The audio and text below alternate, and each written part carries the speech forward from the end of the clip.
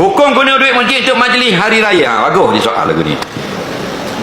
Setiap tabung kebajikan untuk masjid, apa benda kita boleh buat? Segala benda yang maslahatnya balik pada masjid boleh buat.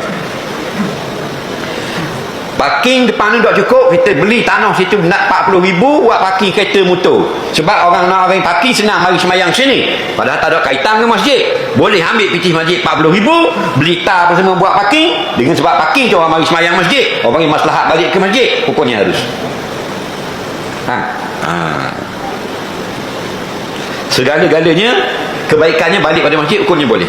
Jadi fikir buat jamaah raya kebaikan balik ke masjid. Tak boleh. Hati-hatilah lain kali. Lepas nak buat kan kita bodoh. Betul tak?